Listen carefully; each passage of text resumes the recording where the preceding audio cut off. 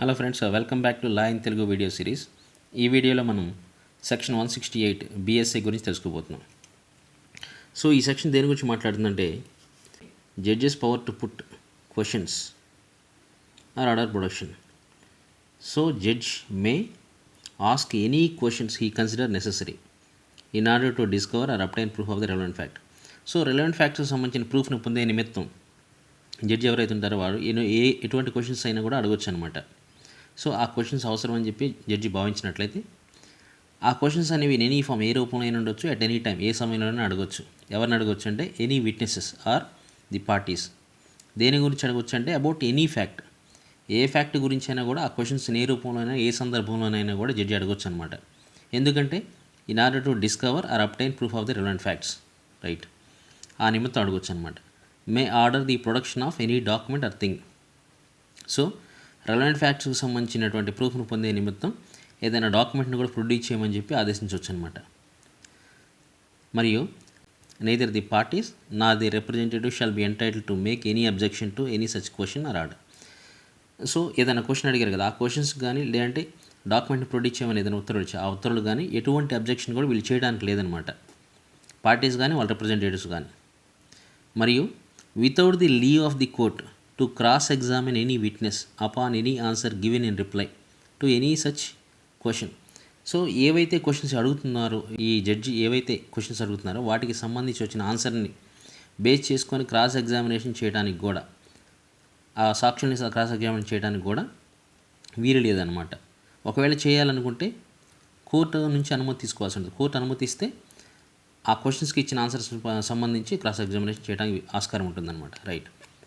Provided that the judgment must be based upon the facts declared by the Adhiniyam to be relevant and duly proved. So విచారణలో ఏవైతే మనం ప్రాపర్గా prove చేశామో అలాగే ఈ అధినియం కింద ఏవైతే రెలవెంట్ ఫ్యాక్ట్స్ కింద డిక్లేర్ చేయబడ్డాయో ఆ ఫ్యాక్ట్స్ని బేస్ చేసుకుని మాత్రమే జడ్జిమెంట్ ఉండాలి. ఇక్కడ అడుగుతున్నాం కదా ఏదైనా ఫ్యాక్ట్స్కి సంబంధించి క్వశ్చన్స్, వాటిని బేస్ చేసుకుని ఉండకూడదు అనమాట. ఇవి జస్ట్ ఏంటంటే కోర్టు యొక్క క్లారిఫికేషన్ కోసం. సో వాళ్ళు ఇచ్చేటటువంటి స్టేట్మెంట్స్లో పొందలు లేనప్పుడు ఆ క్లారిఫికేషన్స్ కోసం కోర్టు తనకు హెల్ప్గా ఉండేందుకు. ఎందుకంటే జడ్జి ఎప్పుడైనా కూడా, న్యాయస్థానం ఎప్పుడైనా కూడా ఏంటంటే నిజాన్ని వెలికి తీయడానికి యాక్టివ్ రోల్ ప్లే చేస్తుంటుంది అనమాట. అందుకోసం ఏంటంటే ఎటువంటి క్వశ్చన్స్ అయినా తనకు అనుమానంగా ఉన్నప్పుడు ఏ సందర్భంలో అయినా వాటిని అడగొచ్చు అనమాట. ఏ రూపంలో అయినా కూడా తనకి ఎంత మేరకైతే హెల్ప్ఫుల్గా ఉంటే అంత మేరకు కూడా వాటిని అడగొచ్చు అనమాట అలాగా. సో ఆ నిమిత్తమే. బట్ జడ్జిమెంట్ని ఏంటంటే వాటిని బేస్ చేసుకుని ఉండకూడదు అనమాట. ఈ అధినియం కింద ఏవైతే మనం రెలవెంట్ ఫ్యాక్ట్స్ కింద డిక్లేర్ చేశామో వాటిని బేస్ చేసుకుని జడ్జిమెంట్ ఉండాలి. అలాగా రెలవెంట్ ఫ్యాక్ట్స్ కూడా ఏంటంటే విచారణ సందర్భంలో ప్రాపర్గా ప్రూవ్ చేయబడి ఉండాలన్నమాట. అప్పుడు మాత్రం చెల్లుబాటు అవుతుంది, రైట్. జస్ట్ ఆ నిజాన్ని వెలికి తీయటం కోసమే ఈ బ్రాడ్ పవర్స్ అనేవి జడ్జికి ఇవ్వడం జరిగిందనమాట, రైట్. సో ఇక్కడ ఇంకో ప్రొవైజన్ ఉంది చూడండి. Provided further that this section shall not authorise any judge to compel any witness to answer any question or to produce any document which such witness would be entitled to refuse to answer or produce if the questions were asked or the document were called for by an adverse party, right. ఒకవేళ ఆ witness ఎవరైతే ఉన్నారో వాళ్ళకి కానీ వాటిని refuse చేయడానికి అధిక హక్కు ఉన్నట్లయితే అటువంటి డాక్యుమెంట్స్ని కానీ అటువంటి క్వశ్చన్స్ కానీ వాటికి ఆన్సర్ చెప్పకుండా ఏవైతే వీళ్ళకి హక్కు ఉంటుందో, రిఫ్యూజ్ చేసే అధికారం ఉంటుందో డాక్యుమెంట్స్ని కానీ క్వశ్చన్స్ని కానీ వాటికి సంబంధించి అడ్వర్స్ పార్టీ ఒకవేళ న్యాయస్థానాన్ని కోరుకున్నా కూడా అడగమని వాటిని అడిగే అధికారం న్యాయస్థానానికి లేదనమాట. So this section shall not authorise any judge వాళ్ళని కంపెల్ చేయడానికి, రైట్. అలాగే nor shall the judges ask any questions which it would be improper for any other person to ask under section 151 or 152. So జనరల్గా ఏంటంటే relevant fact కాకపోయినప్పుడు కూడా ఏంటంటే witness యొక్క credit వర్తీనెస్ని దెబ్బతీయడం కోసం, వాళ్ళ విశ్వసనీయతని దెబ్బతీయడం కోసం ఏదైనా మనం క్వశ్చన్లు అడుగుతున్నాం క్రాస్ ఎగ్జామినేషన్లో. సో ఇతను ఈ విట్నెస్ సరైన విట్నెస్ కాదని చెప్పేసి, లేదంటే ఇతని క్యారెక్టర్ సరైనది కాదని చెప్పేసి మనం క్వశ్చన్స్ అడుగుతుంటాం కదా.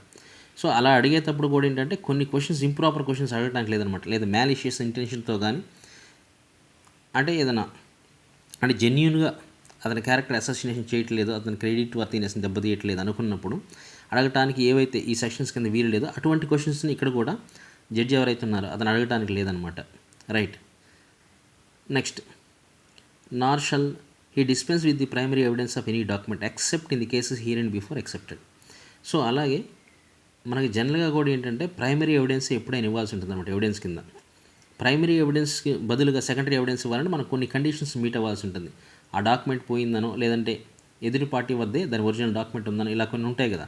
సో ఇవన్నీ ప్రూవ్ చేసుకున్న తర్వాత లేదా సెకండరీ ఎవిడెన్స్ ఇవ్వడానికి ఇతని హీఈస్ ఎంటైటిల్డ్ అని చెప్పి ప్రూవ్ చేసుకున్నప్పుడు మాత్రం సెకండరీ ఎవిడెన్స్ ఇస్తాం అనమాట.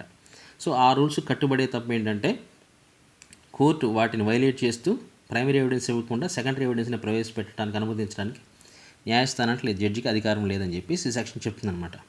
సో మొత్తంగా ఈ సెక్షన్ చెప్పేది ఏంటంటే జడ్జెస్కి అపరిమితమైన అధికారాలు ఇచ్చినప్పటికీ ఇవన్నీ ఎందుకంటే నిజాన్ని వెలికి తీయటానికి జడ్జెస్ యాక్టివ్ రోల్ ప్లే చేయడం కోసం వారికి ఈ అధికారాన్ని ఇవ్వడం జరిగిందనమాట. రైట్. సో అలాగే ఏవైతే ఈ విట్నెసెస్కి మిగతా సెక్షన్ అంటే ఇతర సెక్షన్స్ కింద ఇదే అధీనంలోని ఇతర సెక్షన్స్ కింద ఇవ్వబడినటువంటి ప్రివిలేజెస్ని ఇది వైలేట్ చేయదన్నమాట. రైట్. సో మీకు అర్థమైంది అనుకుంటున్నాను. మీకు ఏమైనా డౌట్ ఉంటే కామెంట్ చేయండి.